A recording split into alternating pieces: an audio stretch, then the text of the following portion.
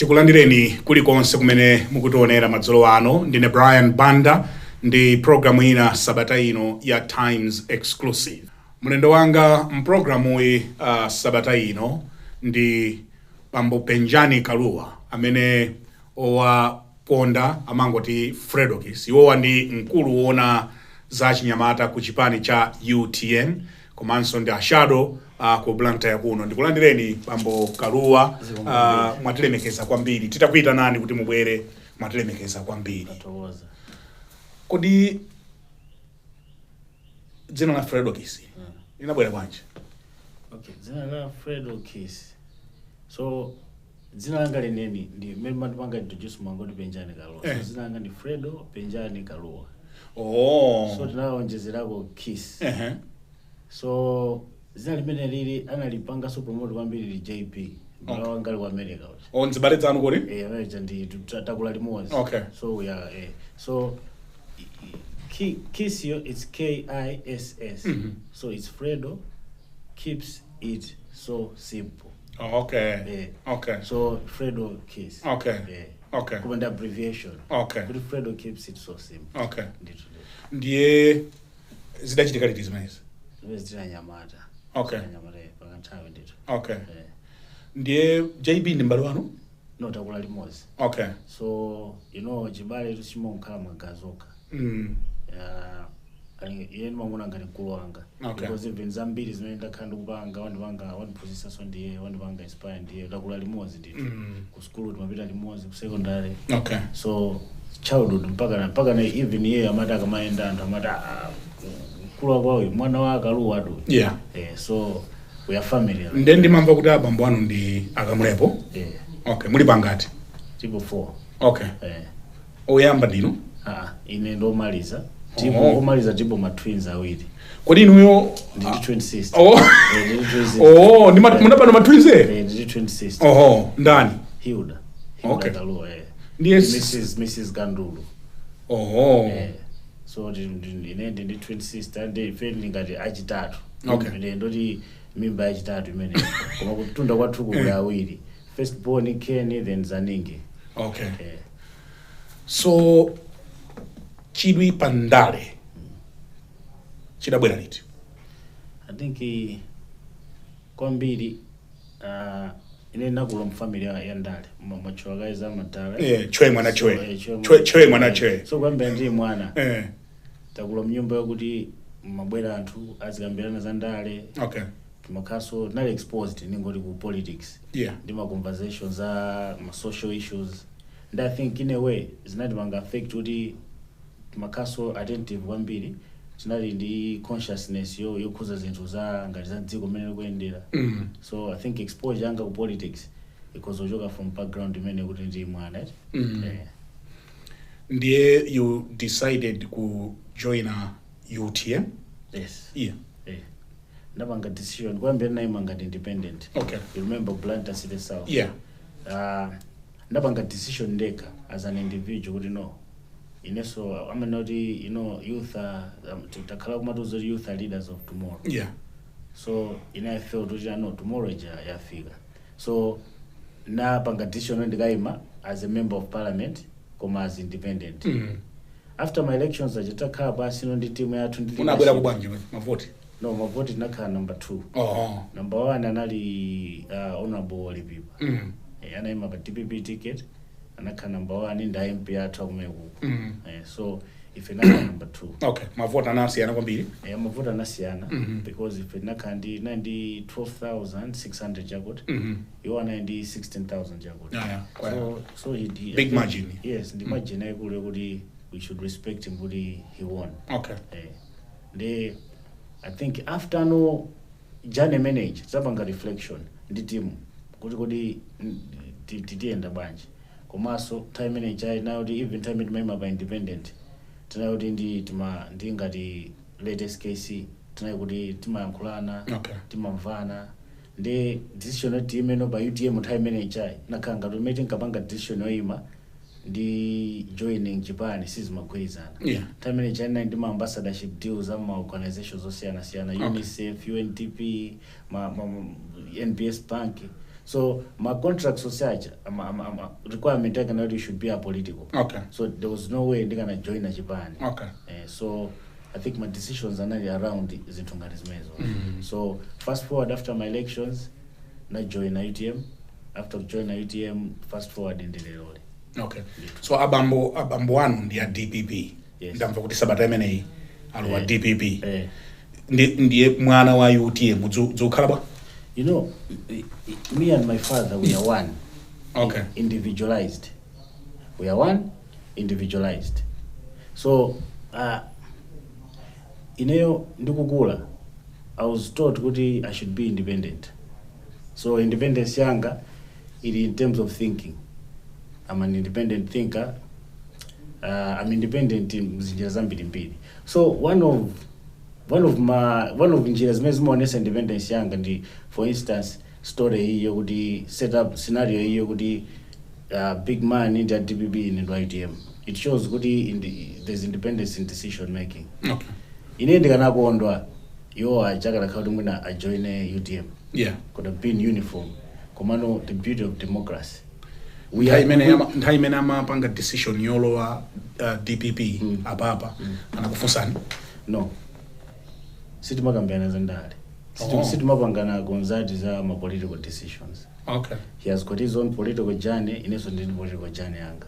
This is where mwina ndi anthu ena amene sale ndi ma parents awo so mwina politics amazasiyana. Okay.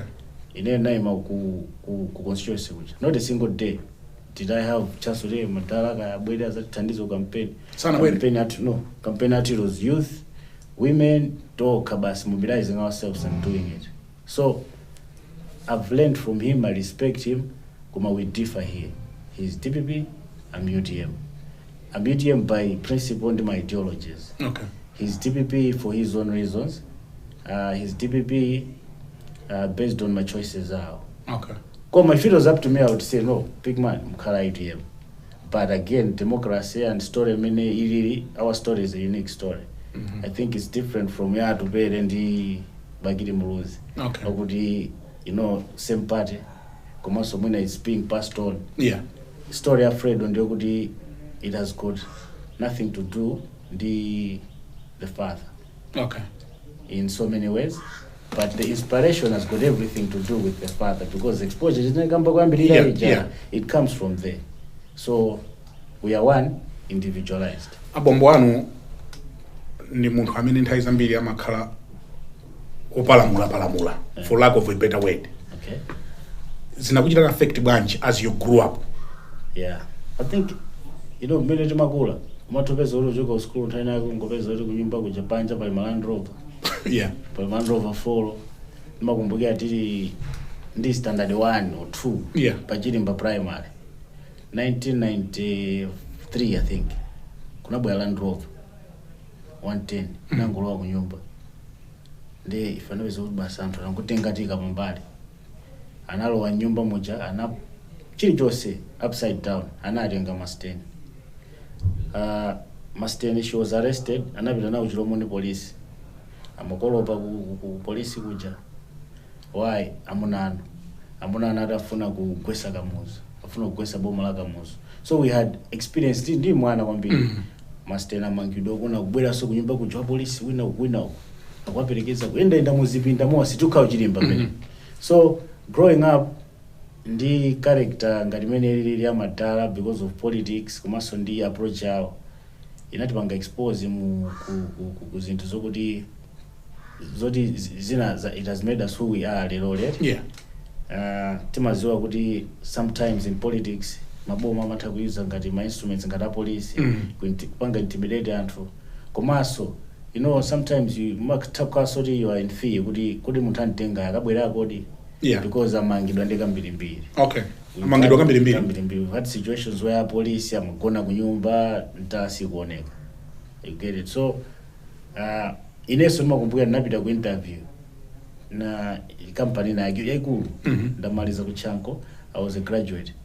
I also had a diploma in insurance time ndapita ku interview. I was the most qualified candidate per panel per list ya anthu because now it was my friends. Okay. Anandisiya ntchito because by degree banga baikamlepo. No. Yes. So anachizondiuza kuti no, from a candidate so sameta atenga papa you have scored highly and most likely to kutenga iwe, but unabweresa mapepa lako. And I said yes, natusa degree yanga diploma yanga anamba kuiendesa mutu anaiona anazagwedeza mutu in approve anazampasira nzake asana mpasira nzake anazaitengaso ndikuzai cheka, then I was next anangona vakamlepo anangomulozera nzake vakamlepo pachi ndikuona osolozera vakamlepo pachi I was left. So I missed that job because of the name Kamlepo. Then naenda wapasi kupita mkolokosa ndikauza masten chito ichara kananditenga mwandisiya chifukwa cha zina Kamlepo. Then masten ati ishi ukaikiranje pa degree zina limene ukana kausuna ki pa degree wana chito kana utenga. I told my mom that I cannot be ashamed of who I am. Yeah. Ineyo ndi Kamlepo. He is my father. I did not apply kuti kwa mulungu kuti uyakale danga it please God kuti this one will be my father. So I embrace it. So if this job is not mine because of who I am, my name, so be it. So today we are here. So in short, my examples are many about how you know him being a father has affected us. Also, even now in politics, because of Kamlepo being a politician, and Twina Mangona Fredo, nobody you know wakula. You get it? But you know Kamlepo. You know him when but he has been a famous politician who was even financially challenged entire age. You know it. Yeah, I know it. You get it? I've interviewed him many times. Yes, many times. Yeah, and I've come many times. You actually see even that house, my sister, my twin sister. Okay. She stays in the same house. So you know, now I'm trying to on the MP and the history they think you know, being a son to Kamlepo means there are certain privileges and luxuries. So there hasn't been privileges and luxuries. Not in the way many maganizira antu. Okay. Yes, but having a father who is alive is a privilege. It is, yes. It is. Having a father who is alive, it's a privilege. Yes, a father who can sit you down because Indians they don't have a father. So it's not the same the atupele muluzi. I think it's different. Okay. It's different. I disagree with my father. I disagree with what he does. Politically, he disagrees sometimes with what I do. Yeah. Commando, we coexist. Pamene, I'm just giving an example, Atupele muluzi. Yes. Ndiosiana ndi yours. In what sense? No, because when they disagree, because I cannot speak for them. Commando, when in the line of good political parties, the UDF, okay, in the same party, they support each other. Kuzopita bansonkano mozi inezo tiribe. We are writing a Fredo story in politics. You are writing a Fredo story. Yes, it's a standalone story. It has got its own ups and downs. Convention, my father has no say. Convention ATM. Okay. My father cannot come and address convention ATM. For instance. Even constituency work. Cannot come. Okay. Capacity. I have to. This is my journey. It's your own struggle. Yes. So kulantwe naso. Ama muzua Fredo kumasama zwa Kamlepo kalu aliko from my generation. Kulantwena okudi they know Fredo, they might know Kamlepo, kuma they don't know we are related. You get it? So kulantwena manguzwa Fredo bas. Kulantwena so manguzwa big man bas. Then you surprised all of us when you wanted to run as a presidential candidate was UTM. Yes. What happened? I expressed interest to run. That's what happened. Okay. And I was surprised. Good, you were surprised that you were surprised. I was surprised because why because in the morning that how is Sinakwani, you're still a young man. Yes. Yeah. And I think I'm being swana kuza ni joncho. You know. Yeah.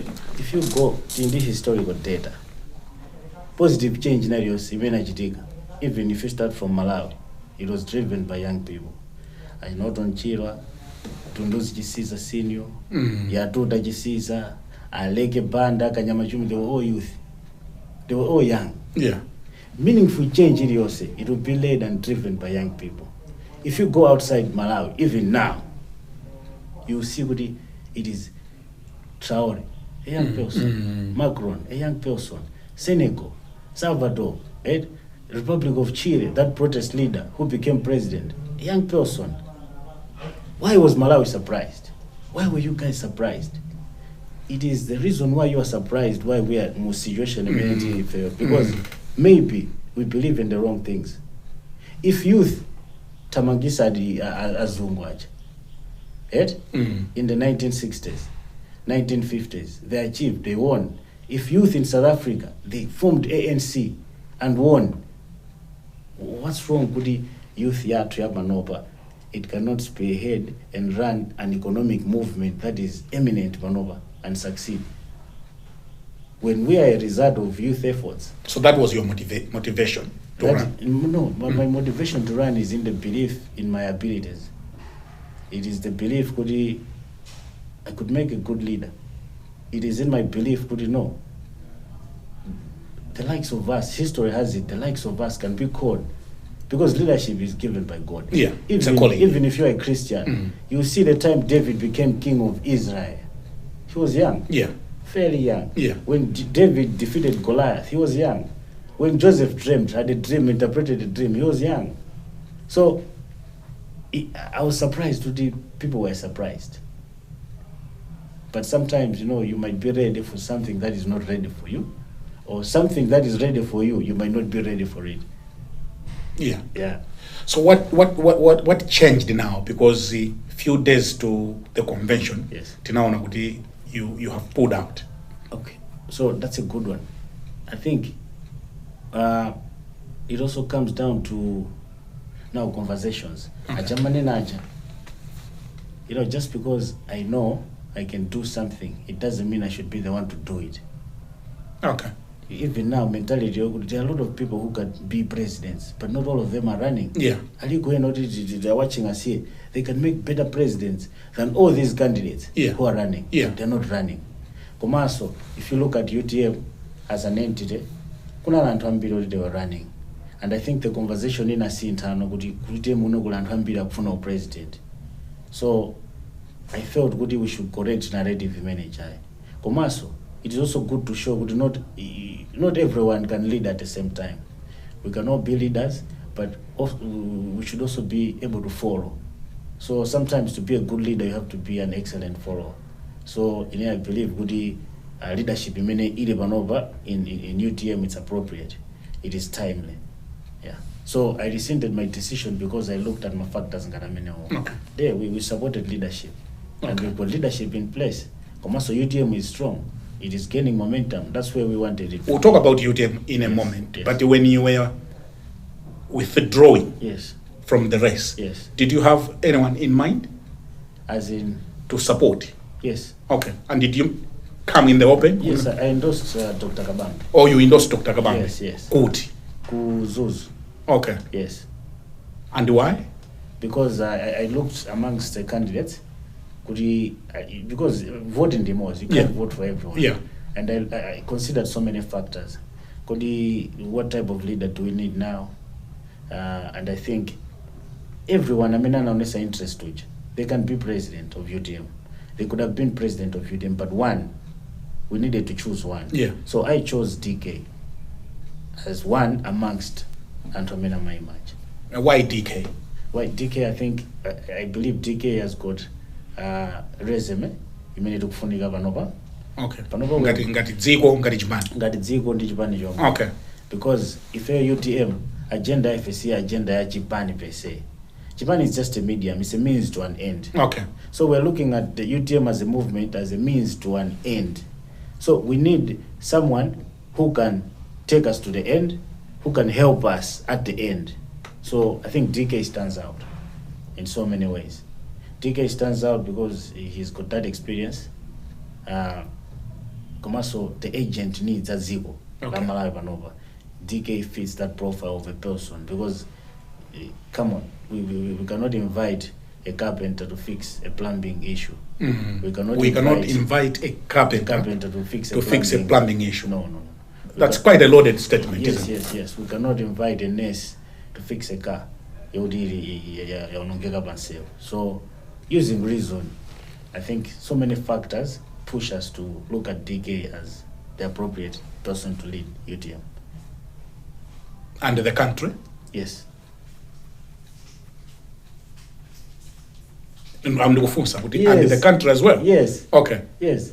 So what qualities does he have to lead us as a country? No, I think as a country, they don't apply to UTM. Okay. They apply to the country. Because the country now is in an economic situation, and it needs someone who's okay. When we say what the DK should Kodi mwari DK inde Dalitso Kabambe. Yes, Dalitso Kabambe. Okay. Forgive us youth if it's not that Oh, na nyamata majita sachidule. Okay, Tikano Dalitso Kabambe, Dr. Dalitso Kabambe is the right person, why fail as UTM to lead Malawi. Tukumanga ma factors ndani nagale achet kuti nsogolo amene tikufuna ndotani. I think what Malawi needs is someone who should be able to know the problem. What is wrong with Malawi? 1. Okay. What are the solutions? 2. So this leader should be able to know 1, what are the problems? 2, what are the solutions? 3, economic competence ya ziko lathu ndio dani. What are the limitations of Malawi? Kulipo kumaona ngati kuti tizinena kuti no we make Malawi into ABC when economic competence ya Malawi, my economic limitations that sit na bank consider. Okay. So we need someone who considers it ways. What is wrong? What are the solutions? Commercial in general, my economic limitations that as a country and all that. 4, someone who can be able to go beyond, examine what others have done in situation ngati what others who are in situations like are doing, what is working and what is not. Muka particles into 4 is easy. When that leader is surrounded by experts, he should be able to intelligently reject or accept advice from experts. So to know, tibangais, sitibangais. You remember Bingu? Bingu could argue, no, mune tibange, it's a value and drama. Devaluation. He would argue with stability.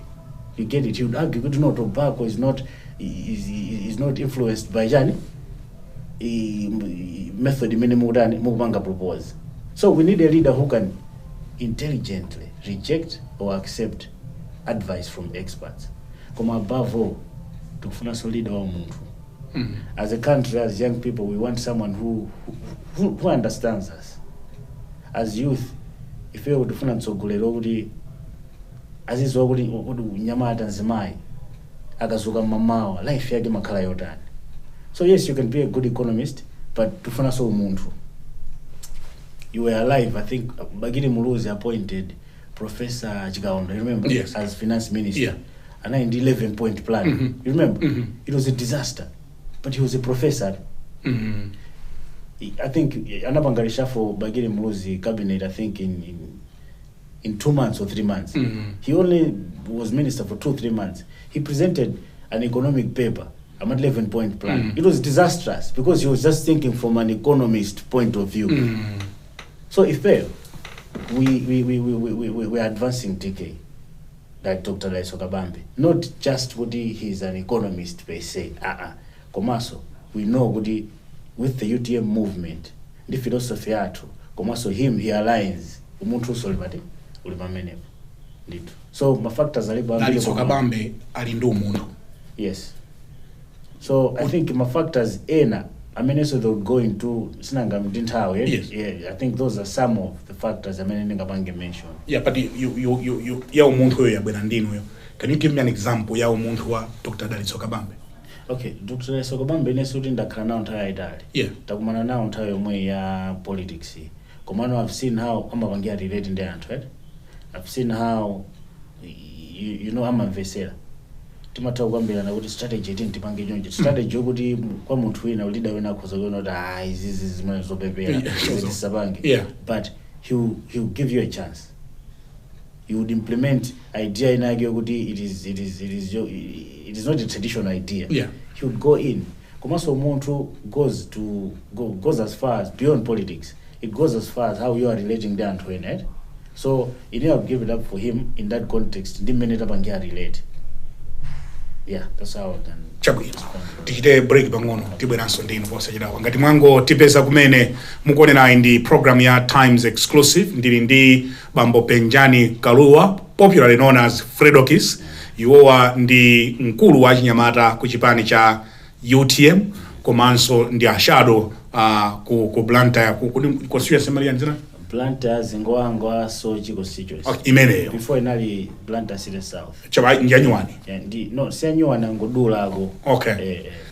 Mukuonera program ya Times Exclusive ndi Fredokiss. Ndaona kuti anyamata tsopano ayamba kufunika.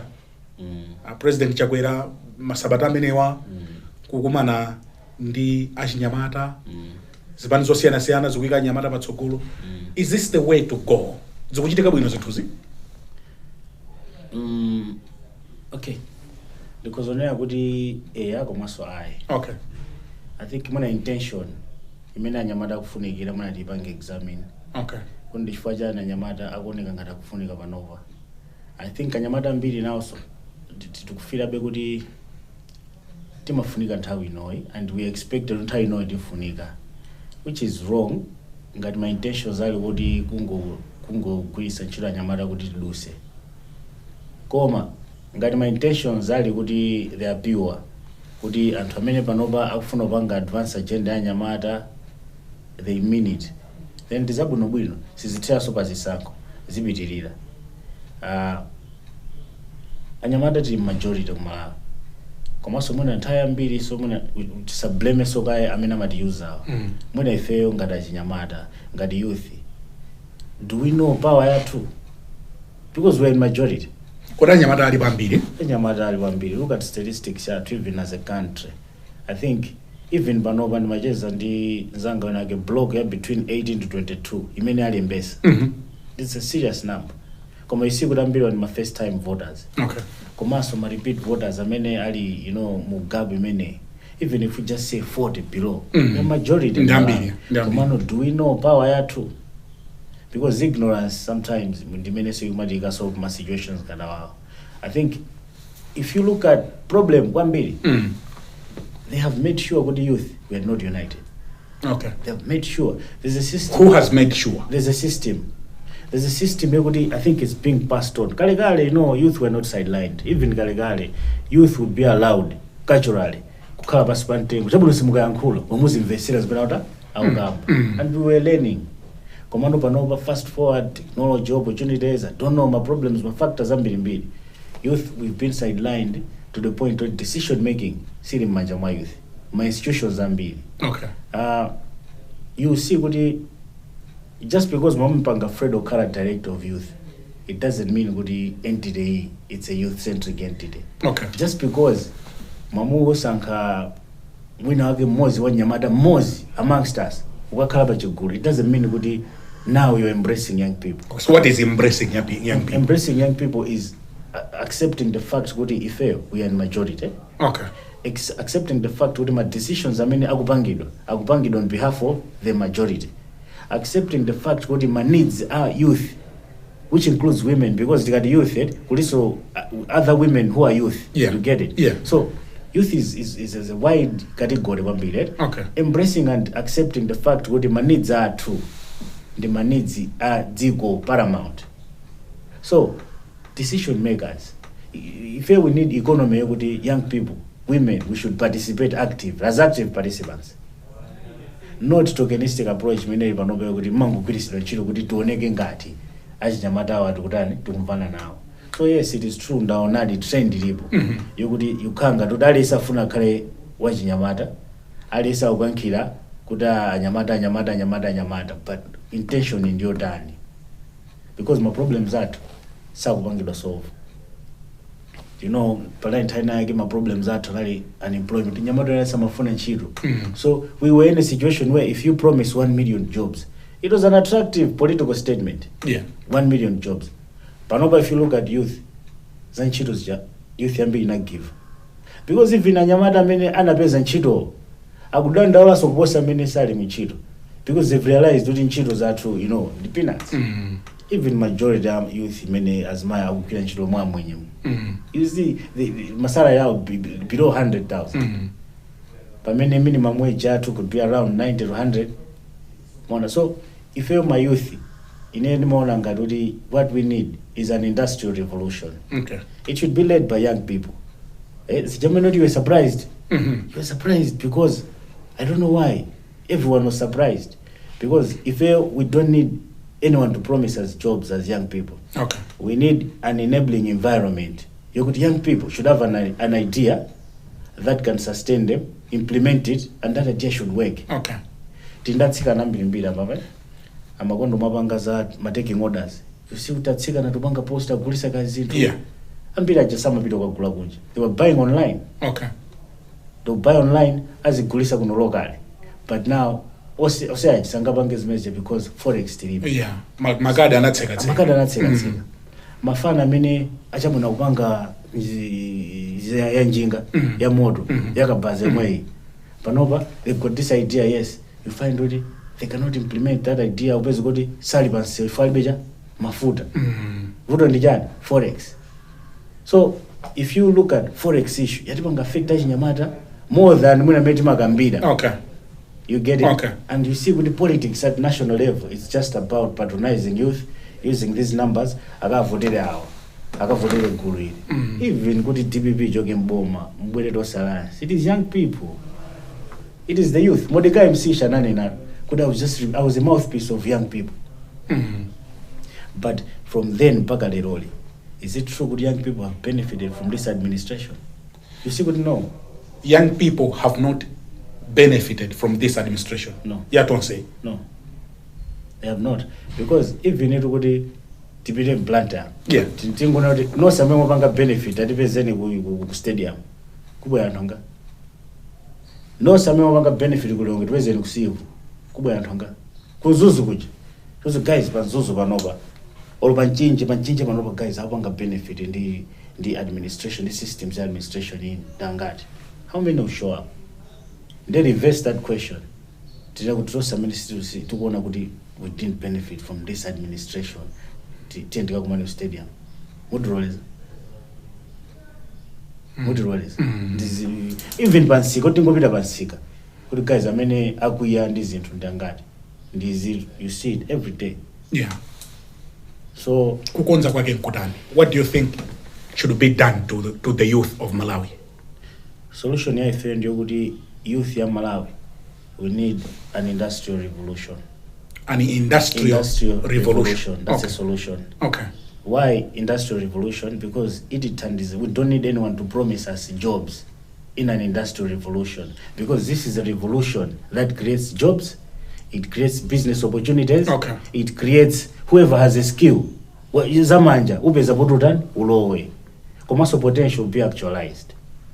You study economic history, they moved my phases in Gadamenu. I think if we have jumped.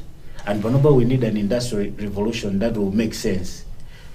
If you see, Kwambiri, we focused on political rights, human rights, ufulu. But leadership they forgot what ufulu, vote my elections. It's just a means to an end. Okay. What is the end? Modernizing the economy. Okay. So they focused on Gwina Sanko, political power, political rights, human rights. Yes. But all these should be seen as a means to an end. End in the journey. Modernizing the economy. Reorganizing the society. Could the economy should make sense? Could the antuwamba? Youth, this is to car the idea and implement it. So a solution would be, knowing could he even the bands who says more money, but not busy campaign. Come you see they develop a fighting complex, political. You go to win and watch. How much of they don't know what to do. It is because they are stuck. They are stuck in politics. Okay. Regionalism, tribalism. Okay. You see corruption. Yeah. The end they miss it. It's like it's an understandable failure. It's like telling what you agriculture. to switch into plumbing. Okay. Could have made we just switch into plumbing. Or a plumber to switch into farming. No cheaper. I mean, in this journey of politics, in this journey of campaigning, they punctuate thinking on the end, modernizing the economy, making the economy better. They are the ones who succeed. Amabwera andalewa nkwapatsa t-shirt ndi 2000 achinyamata and they go misonkhano. Yes. Is that a viable option? It is a disaster. It is a disaster? It is a disaster. It's because of poverty. Oh. For as long as poverty is here. Exactly. For as long as poverty is there amongst us, we will never get it right. Politics are to car George. Because if you choose not to give my 2000 my t-shirt, I know that I don't want to wear that. What do you mean? Even Antajambanga demand fundo, they will demand fundo as an entry point. Something has to happen. You cannot blame people. It is because poverty is here. It's the order of the day. So poverty is weaponized by politicians. They know good you want access to resources. Okay. And in drama. So they will use state resources to victimize and to weaponize poverty and have power.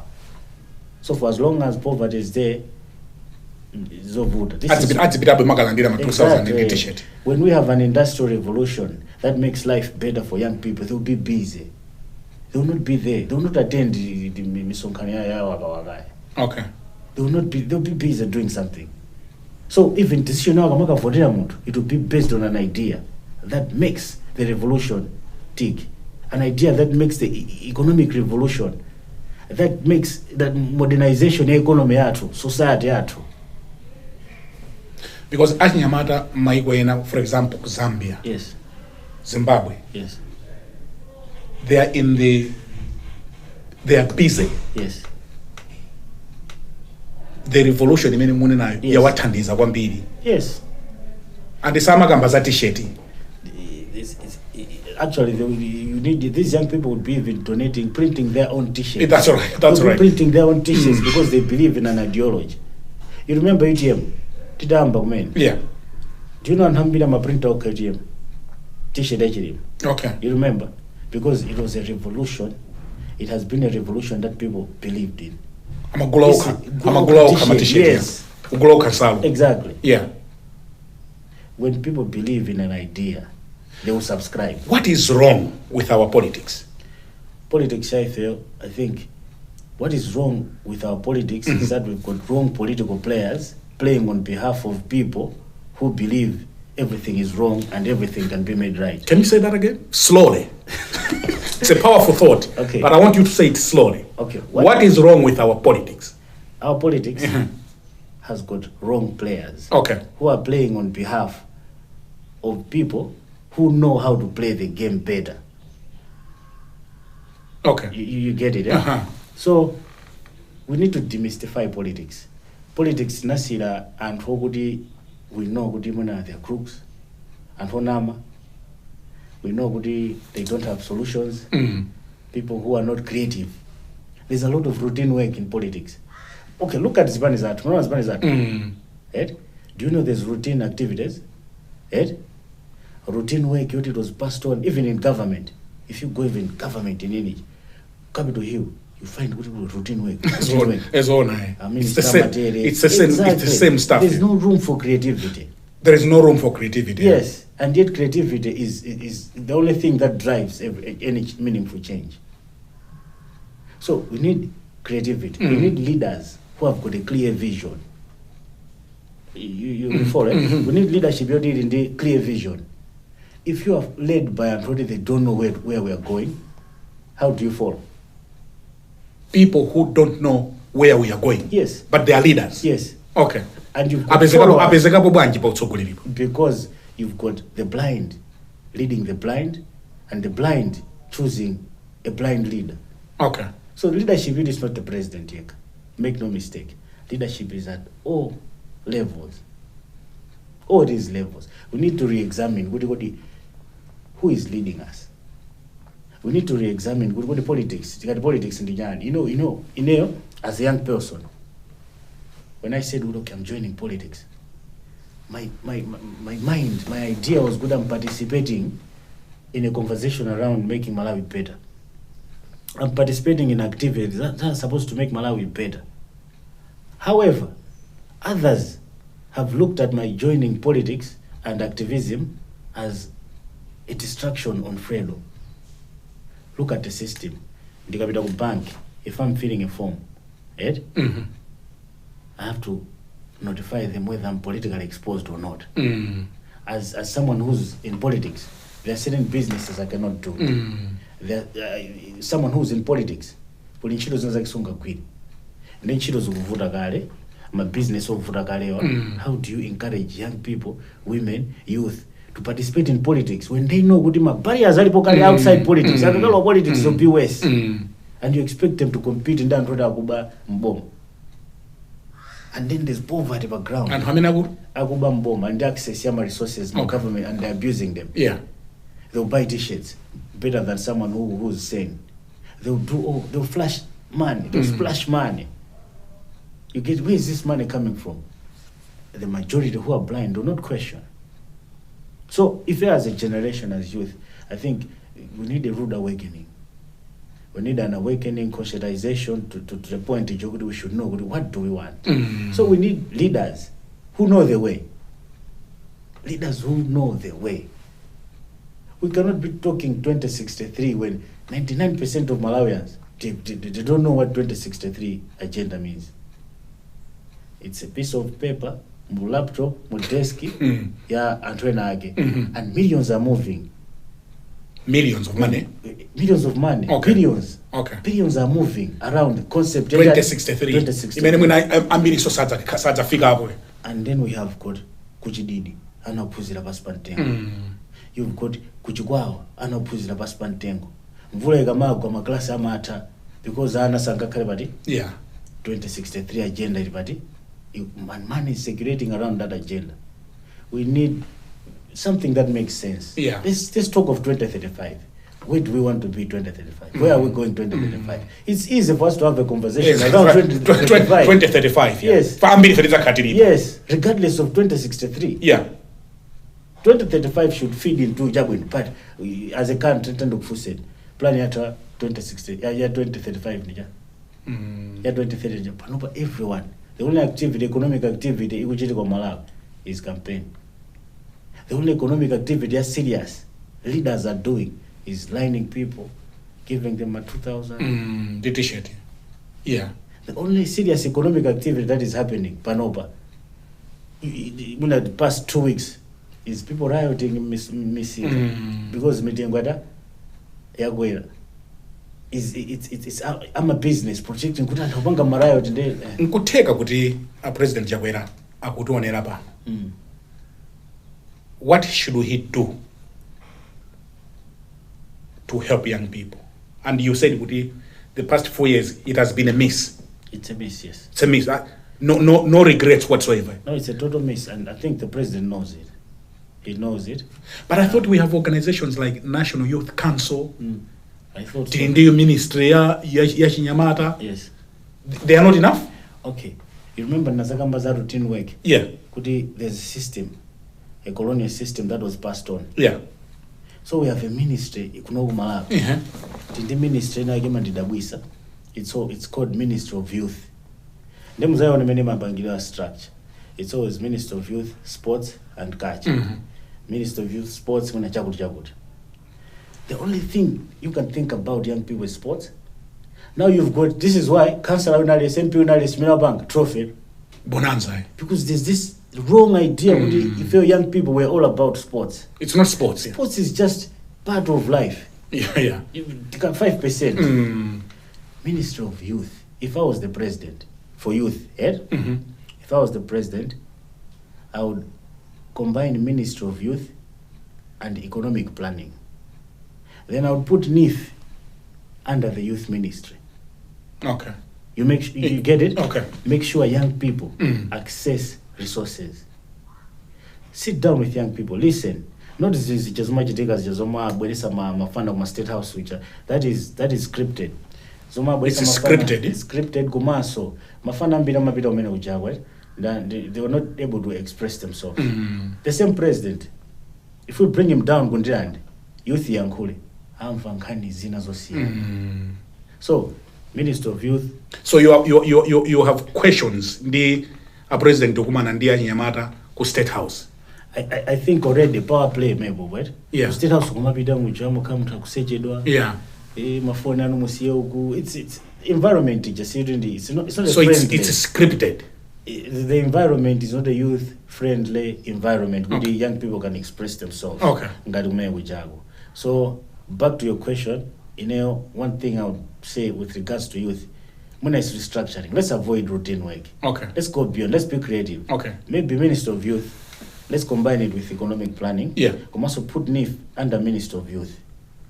Then empower young people. These young people, empower them. Them ideas out. Let's create a system where access to resources. Come also growing these resources. Youth are majority, and these are women. Youth is amunaoka. Kuti anyamada oka. Anyamada ndi atsika. And most of these youth, some are parents, yes. Some are married, some are not married. Yes, you get it? Yeah. This is the majority of Malawi. Yes. So, for instance, issue and Nifi, mesa ndi antu business. Mofesa Nifi ndofu sandali wood. Do you know where? If I was the president and I'm serious about youth, I would have even my NIF offices. I can't misiga. Okay. You don't have even and how to demonstrate you. Okay. If we had NIF offices, Pasigol was so good. Okay. Because Ugundu office one NIF, yeah. A chairman and Siga and committee and Sig, Imazua Gudama Gabriel and drama, they have business. That's right. Yeah. I'm a way so. And concept you are Malawi subways and drama, and Hosauka subways and drama and Disaboza's message. I'm a way, it is true good people default. In the data. Scientific data, research on subways. But if you look at the factors, I mean, I'm a bangisoda and Asamabwe you see, there are solutions to my challenges. Panobama village bank. My society, my village banks, my groups as my Anyamada. All of food and to village bank. We can borrow a leaf from the system and manage and scale it up even by national. We can scale it up. But for youth, we can never say realistically we are advancing a youth agenda without an economic revolution, without having young people participate actively. Kubanga implement my ideas out. My youth has a current economic independence because we have got a generation of beggars now.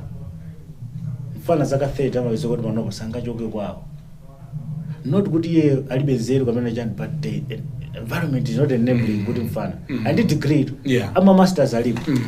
Actually, I mean, I'm they were sold a lie. Couldn't go to schools that and we've got role models, yes.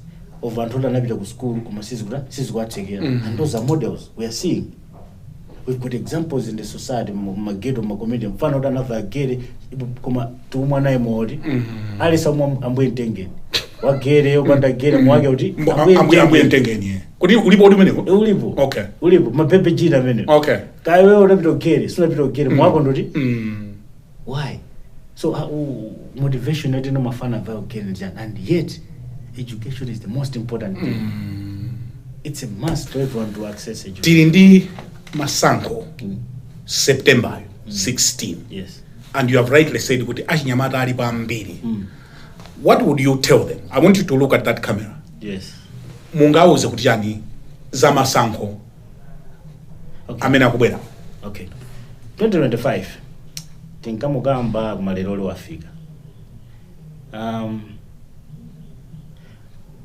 Ufuna usafune zimezi majitika kumalayo kunoku zima kukuza ka unalembesa sunalembesa umavota umadana ndandale sumadana ndandale koma consequences ama decisions anthu amene timadandale amatipanga affect kandi ku school kandi zilibetu kwa gula ku shop pano baso alisamena kutone ndikhulupira kuti my implications ama decisions azitsogoleratu by now tose tikwaziwa timu society oti panopa tindi atsikana ndi mabadi tindi mablessa mu society mwathu mu community mwathu mablessa aja amakhala azibambo akulu amatenga atsikana athu aja. Why? Because there's an economic disaster.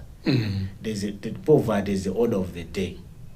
Now iwe ngatuli youth kasiwe youth wamuna kandi wankazi unalembetsa whether you like it or not, you know kuti ife simuzandinamizira kuli zipani zosiyana zikuyima sindichula zipani komano you know nose kumene muli komuchiro zoti UTM ife takupasa an option, you know kuti UTM takupasa an option yokuti mwina izi zipitirire kapena tisabwerere mbuyo. UTM takupasa an option yoti futuristic, takupasa ni tsogolero kuti ali qualified kupanga spark industrial revolution imene kufunika ku Malawi. Takupasa ni leadership yokuti ili intact, ili ready kupanga shift kaganizidwe shift system imene ikuwekera. So after 2025 pasapezeke youth wodandaula. After 2025 if you don't vote kama mukavote fo chokuti awanda kwathu awatima chokera kumuzi limozi atosi tribe yathu ndi yakuti shauri yanu. Koma 2025 is on you. Chisankho izamene munalembesa decision iyi yokonza Malawi ili ndi inuyo ziko mwambe. Osatengera kuti uyu ndi wantundu wathu. And you know what? The beauty, there's an emerging tribe in Malawi. Okay. There's an emerging tribe. You know there's tribalism, eh? Yeah. And there's a bitter truth. In politics, there's a political truth. But izipani zina zimadalira mitundu. Yeah. Sindizichula. Yeah. Koma you know zipani zimadalira mitundu. But guess what? Zikubanga expire. There's an emerging tribe Malawi. I've seen it. This would be a superior tribe. It would be the biggest tribe in Malawi. Where is this tribe coming from? I belong to that tribe. Let me show you. Madala chama joga kurumpi. Komaso partly alindima roots akumangoji. My father. Mayanga bambao ndakuchitipa. Amayao ndakuchikwao. You see it? I've got 2 daughters. The father to the mother amachokera ku Mpemba. Mayao amachokera ku Chilazu Mlomo. You see? Kamwana kanga tiana tanga tiwiri. Ndinda nitundwani. Alibe ntundu. Wana wene ine nditundwa. Ine nditundwani. So this is a superior tribe that is emerging. This is a tribe that will not vote based on tribalism, regionalism. And once this tribe takes over, things will change. Komaso, The tribeless. yes. Komano, Generation. Yes, as we are emerging. Any political entity that is established on tribalism and regionalism is weakening. You see it? So it's a matter of time. And I believe in the future. So even young people, everyone, should have hope. Help is coming. It might not be today, now, but it is surely on the way. And osazitengeranso kuti because ndi anthu opanda ntundu. You have no choice even utafuna utengera kuti Zona. utengera kuti Zona. ukondera tundu wako. And I'm telling you, even as people are watching, they are coming from this tribe, they are watching. They don't know who owned ndani. Komaso at the same time, we're not saying tribes are wrong, but tribalism has been weaponized by politicians. That's right, yeah. And it is destroying everything. The Wagwatu system. The Wagwatu system. It is destroying everything. Komano, I'm telling you, a tribe is emerging. It is emerging. It's unstoppable. As we speak, Kamwana Kabado. As we speak now, Kamwana Kabado, across. Sadika Mons, Susata Weed, Tabado Dambilimbi. The most powerful tribe is coming. Yeah. Yes. It's quite interesting hearing you talk. Pa nkhani za Chinyamata. You are very passionate. Pa nkhani zimene zizi. So Ministry of Youth has failed the youth. It's a disaster. National Youth Council ndiye zochitika zake sizidziwika kuti kudalowera kuti. We don't know what nothing. Koma there are meetings in my hotel mutu amakhala busy. Yes, what they're doing is paying for my bills in my hotel. And if you look at dramas mezi kudusa mwe uchao. we wouldn't be having, you know, anyamade no source of fees. Okay. And you've got the National Youth Council, the Ministry of Youth in the budget. It doesn't make sense. Akusoa fees in that. See, the youth. Yes, have you seen the Minister of Youth saying good we fees? You have individuals. Now if you go back, tribe Jobange Meji, generation yatu mganmuone, you've got individuals. I'm generation mat. Individuals who don't mabanga charity away. Yeah.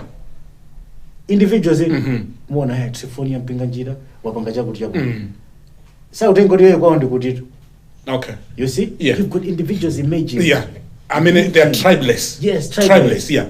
Individuals. You find the likes of Bushiri, he's emerging. You get it, right? Yeah, that's right, yeah.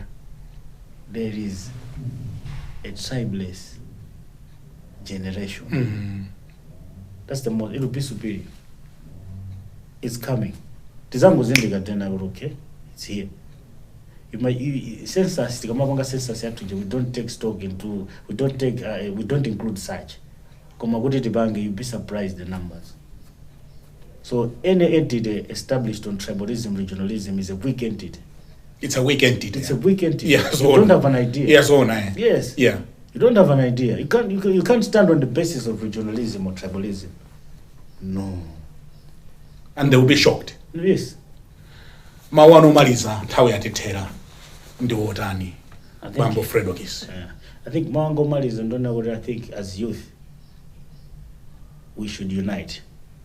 I think as young people, let's go beyond Zibani. Let's go beyond. My issues are meant to be facing no fanana. We're facing the same problems as young people. As youth, our issues they cut across. The lack of business opportunities.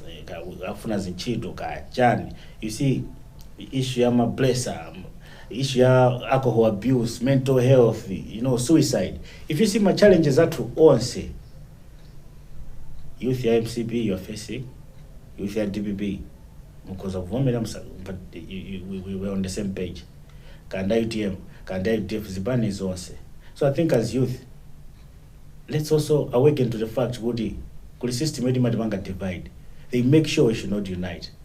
And now I'm looking forward to a day with my youth, madolo no sega change, akudoa, akuchikwawa, akusanje, akunzuzu, abarumpi, we can all come together. Yeah, but I thought you had started town hall meetings. Yes. So what happened with those? Yeah. That's when 10 June happened.